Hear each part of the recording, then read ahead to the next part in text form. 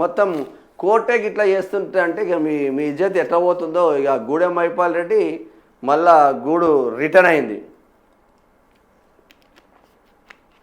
పోచారం శ్రీనివాస్ రెడ్డికి కూడా ఇప్పుడిప్పుడే కళ్ళు తెరుస్తూ ఉన్నారు.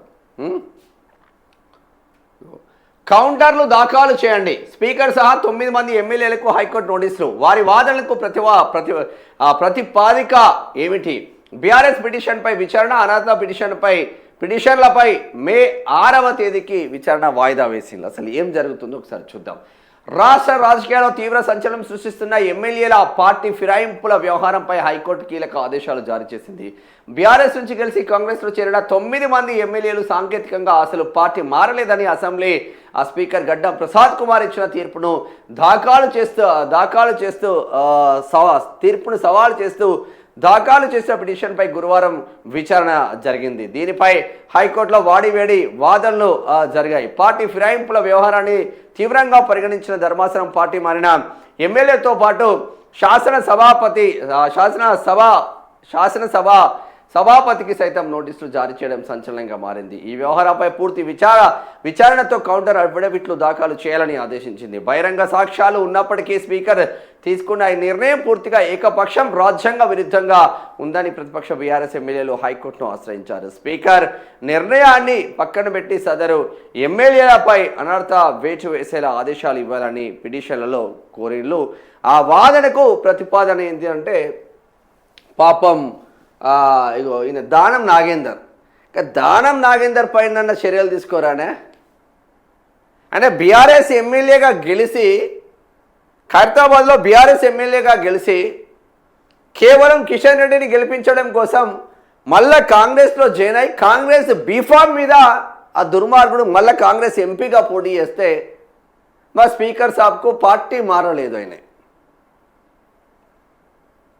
స్టేషన్ గన్పూర్ ఎమ్మెల్యే కడియం శ్రీహరి కాంగ్రెస్ కండువాలు కప్పుకొని వాళ్ళ కూతురు వరంగల్ ఎంపీ స్థానానికి పోటీ చేస్తే వరంగల్ ఎంపీ స్థానంలో ఉన్న ప్రతి నియోజకవర్గంని మొత్తం చుట్టుముడితే ఆయన పార్టీ మారినట్లు ఆధారాలు లేవు. కాళ యాదయ్య షేవెల్లె ఎమ్మెల్యే కాంగ్రెస్ కండువాలు కార్యకర్తలకు కప్పి కాంగ్రెస్లోకి ఆహ్వానించి అయినా కాంగ్రెస్ కండువా కప్పుకుంటే అయినా పార్టీ మారినట్లు ఆధారాలు లేవు. అందులోంచే హైకోర్టులు ఇట్లా తిడుతున్నాయి మిమ్మల్ని. స్పీకర్ సాబ్ ఆ వాదనకు ప్రతిపాదిక ఏమిటి? బీఆర్ఎస్ నుంచి గెలిచి కాంగ్రెస్లోకి వెళ్ళి హైకోర్టు నుంచి నోటీసులు ఎదుర్కొంటున్న వారిలో ఎమ్మెల్యేలు దానం నాగేందర్, కడియం శ్రీహరి, పోచారం శ్రీనివాస్ రెడ్డి, బండ్ల కృష్ణమోహన్ రెడ్డి, అరికపూడి గాంధీ, కాళ యాదయ్య, ప్రకాష్ గౌడ్, గూడెం మైపాల్ రెడ్డి, తెల్లం వెంకట్రావు, బీఆర్ఎస్ తెల్లం వెంకట్రావు ఉన్నారు. బీఆర్ఎస్ ఎమ్మెల్యేలు దాఖలు చేసిన ఈ పిటిషన్లపై గురువారం ఇరు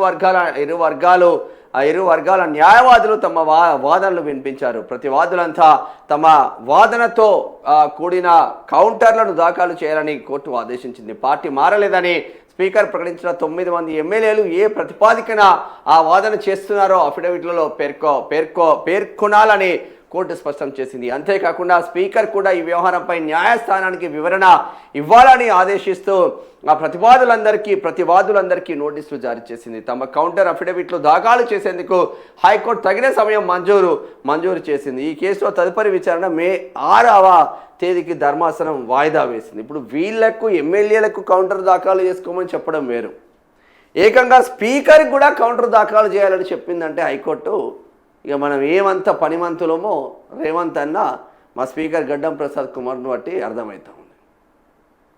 నేను నిజంగా మనకున్న సమాచారం మేరకు ఖైరతాబాద్ ఉన్న స్టేషన్ గన్పూర్లో ఉప ఎన్నికలు రెడీగా ఉండే, వాళ్ళు కూడా పార్టీ మారలేదంట. మరి అన్ని ఆధారాలు ఉన్నాయి కదా, మీడియా దగ్గర అన్ని ఆధారాలు ఉన్నాయి, ఏ టు జెడ్గా అన్ని ఆధారాలు, మీడియా ఆధారాలు మాకు పనిచేయవంట. మరి ఇంకేం పనిచేస్తే స్పీకర్ సాబ్ న్యాయస్థానాలలో ఇట్లా మూసుకొని చెప్పినట్టే ఉంటుంది కథ మనది. గిదా వ్యవహారం ఘోరం పరిస్థితి. వాళ్ళ 9 మంది మొత్తం పోవాలి పదవులు. అప్పుడు